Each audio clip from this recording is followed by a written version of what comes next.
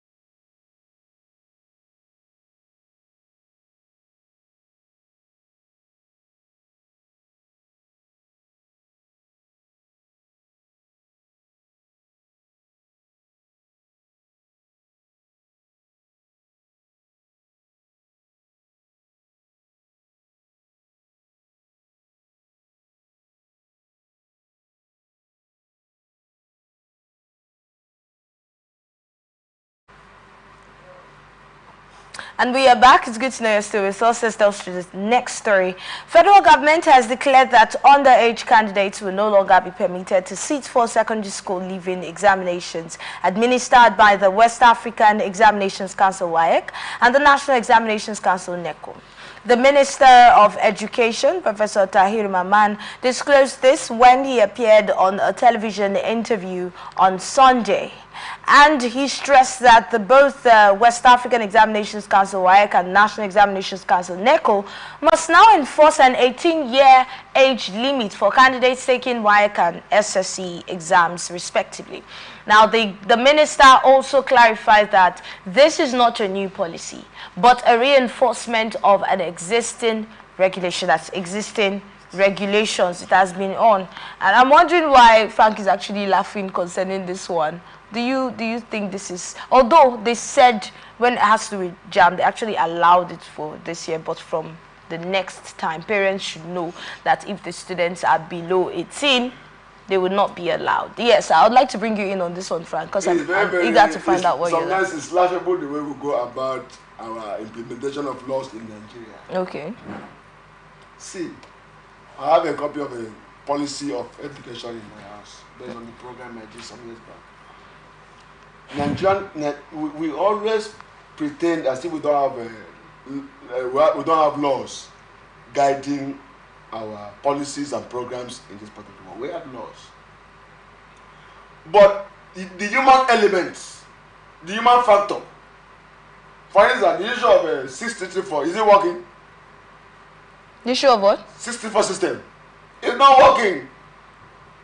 So ordinarily, we don't need to tell anybody. The laws are there, like he also revealed that it's not a new development. It has been, but the enforcement is always a failure in terms of implementing it, because the human elements involved, both the parents, even the minister himself. Let me say it. When his son or his daughter maybe is over age not to write WAEC, will the principal of a school stand to tell you, sir, your son is over age? They would enroll him or her. No, he would know now. Yeah, I'm saying now. He would know. He would not need the principal to tell him. And we cannot see that and conclude and say, we cannot conclude and say that his child would go in. I am not saying, I am giving as an illustration. For instance, if governor comes to a school, he has a son in a school, or I want to enroll my son in a WAEC. My son has gone above 18 years, and I'm the governor. I went to the school principal. Please enroll my son. You think the people will have the effrontery to challenge me? Below 18. I mean above 18. This question is that those above 18 should not write WAEC. No, those below 18 should not write WAEC. Yes, please. So if my son, by virtue of his acumen, is in SS3 and is below 18, you now deny him to write the exam? Yes. See, we are making things difficult for Nigerians. Where do you stand, Frank? Are you where saying I stand it is or it isn't? This law should not be for those who are in school. Who should it be people for? are already in school. Okay, it shouldn't be for those who are already in school. So who should it be for then? It should be for those who are not in school. But you already stated that we have a problem with implementation. Yeah, I'm saying that. And now they are trying to implement it, and you still have a problem with that. Get my point. Let me clarify it very well. Somebody is already in secondary school. Maybe he's a student. I'm not saying what we call candidate coming to external candidate. External candidate. He's in school, and by virtue of free education, he could not maybe some years ago to be in school, and now he's in school attending about maybe 18 years. Okay, even before these things are, like the minister said, they are there in the education law. First, I grew up meeting the 6334 education system, and that has to do with a situation where you move from primary 1 to 6, from 6 to JS1 to 3, and then 3. Then, recently, or not even very recent, along 2010 or thereabouts, we now shifted from the 6334 system to the 934 system. It's the 2 by 8. And that's where the universal basic education came in. Yeah. Do you understand? And when you talk about this, and before now, when you want to go to, before they can admit you into primary one, they allow you to check if your hand can cross. And these things, very long time yeah, these ago. things have been there. But then the scenario should be, what were the outputs? What were the level of educational advancement, achievement we got from that pattern? And where is the world today? If you're even talking about globally, Nigeria is not rated among the best educational country. Now, when you talk about countries like UK, USA, France, Australia, Canada, and then you talk about even Finland. It was in Finland we started with this issue of daycare, and then Nigeria bought into it.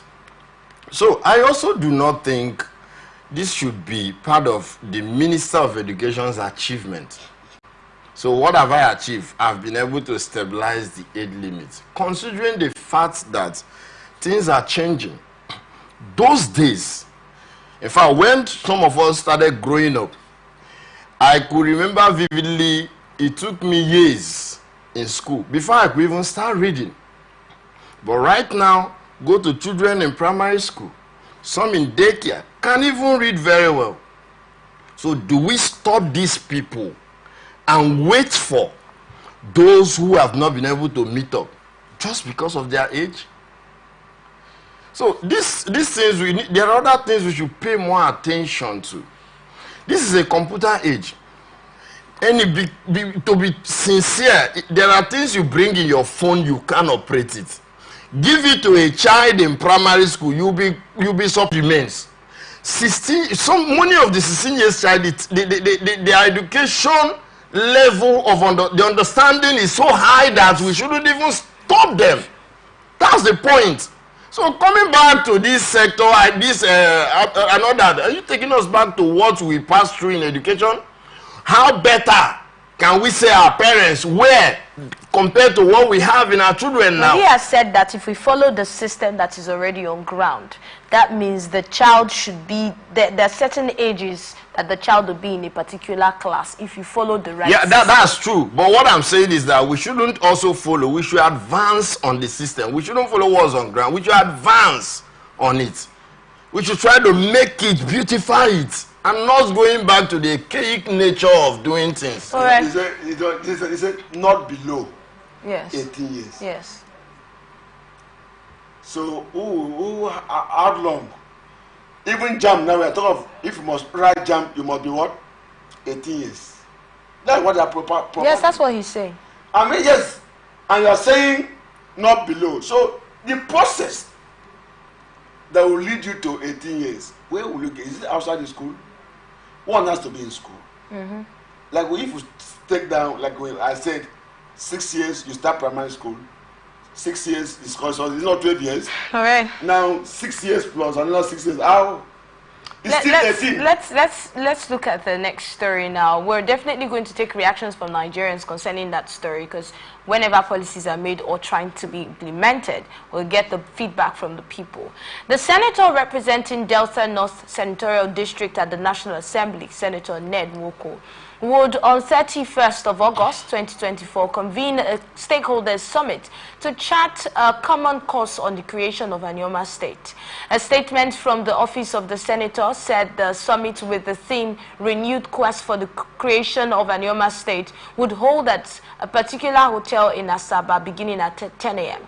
Those to attend the summit, the statement said, include the traditional rulers, presidents, generals of communities in the 9 local government areas of Delta North, youth groups, women's bodies and professional organizations, amongst others. These are the people that attend that particular summit. The summit is to deliberate on the historical evolution of the agitation for Anioma state creation, dating over 50 years, as well as the political and economic potentials of Anioma state.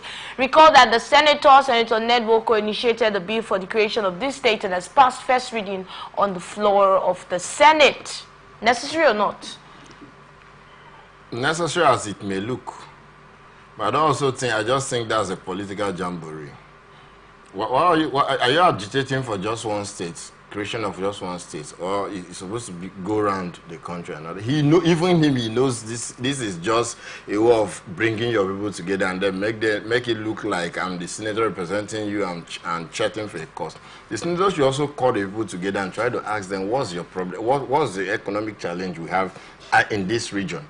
What are the development he has attracted? What are the government present he has attracted? And in Abuja 3 days ago, during Michael Okpara seminar in Abuja, he was there. He said that he's an Igbo man. I said to him on a live television program. He said he's from Igbo. To the Igbo people there who were in that meeting celebrating Michael Okpara and raising funds to support the foundation of Michael Okpara, who did well as a premier, then Eastern State. Now, there is a national issue that the Igbos is trying to make, which Ugo-Chindu, as a House member, has made it public that in the 6th political zone, only the Southeast has 5 states, that they should correct the anomaly by creating at least an additional state to make the the Southeast at least to have 6 states. Because if you observe, yes, all the 6 states of politics, apart from the Southeast, yes, have 6 states. Only 5 states. And this Ugo-Chinyere is fighting that they should create 1 state from the Southeast to solve the national inequality. Yes. So ordinarily, Ned Moko, who said it from Igbo, should champion the attention, because now, like my brother said, it's a jamboree. Why not stand behind this inequality, this move by Ugo-Chinyere to say, look, Nigerians, floor lawmakers, let's correct what we think was a mistake, that the Southeast is having 5 states. Can we do that? I'm not from Southeast, I'm a South man, I'm from River State. But because of national interest, let's give the Igbos 1 state. And some people, because I do know that if politicians come together and say, without any abracadabra, they will create one. But I do know also that with this development now, there will be no state creation by any democratic government in Nigeria, because that's what they want to do. Hey, everybody will now host what you call town hall meeting in one hotel and begin to spend the money. But you said this is a call that has been clamored for over 50 years. He says an Igbo man. He support that the Igbos, the Southeast is up, because what I'm saying, I'm quoting him.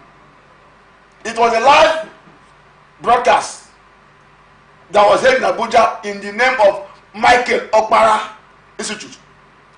You know, we have Michael Okpara University of Agriculture in Abia State.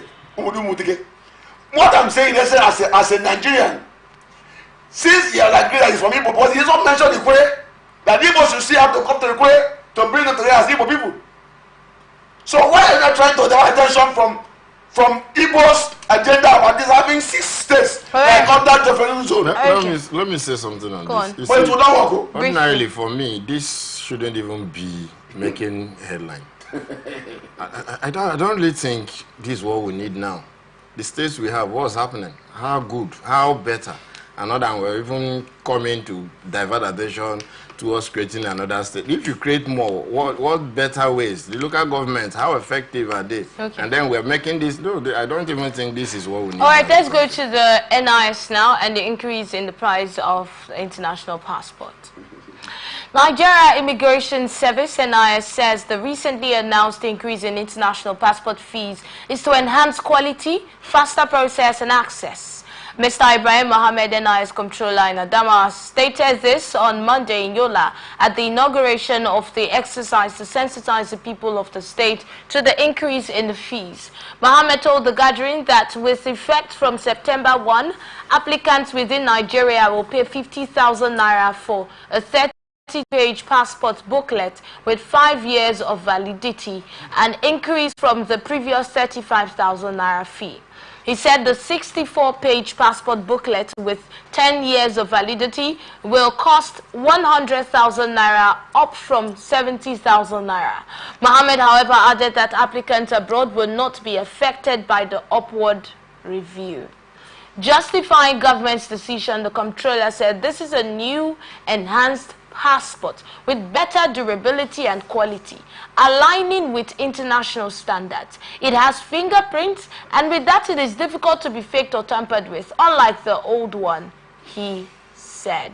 All right, Dandy, he advised those intending to acquire or renew their passport to apply online or visit NIS office.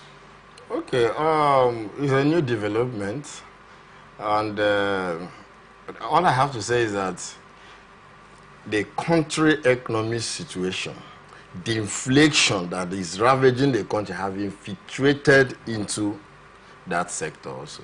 So no matter how you want to paint it, is an aspect of trying to sell your market and all that. So I don't also see anything very special. And why are you increasing it? Who will it affect? The masses. And it's part of high cost of running government. It's just unfortunate. It's unfortunate we're here now. Very unfortunate. And Nigerians are really crying out concerning this particular move. Nigeria, it's affecting, it's already... Let's get your thoughts on this one. You see, I have one. It's very unfortunate. Nigerians are already famished. And you want them you want to make them pour up more and more, telling us that it will be enhanced with that fingerprint. Yes. It's just paper. That is not up to 5 2. So you don't believe it's enhanced? Which enhanced what? That it cannot be. Is that anything that cannot be hacked? You don't think it cannot be forged? Who are you deceiving? We just said that. You know what? Aren't you happy to be called a Nigerian? Well, I'm happy. I'm happy the giant of Africa. No. I wrote a book. I'm an author. I've written so many books. You wrote a book against us being the giant of Africa. I wrote a book, Mr. Giant of Go Nigeria, a literary work. See, we must be careful the way we present issues because we are leaders. Can we allow what we do to speak for itself? Like already he has sold his market. Is the problem the presentation of this issue, or is it the change and the increase on its own? Nothing. They're after the money. Sorry, nothing more, nothing less. They're after to make money from the poor Nigerians. Like my brother just said. Well, you talked about the inflation also affecting this particular system. Who is suffering the inflation? Who's supposed to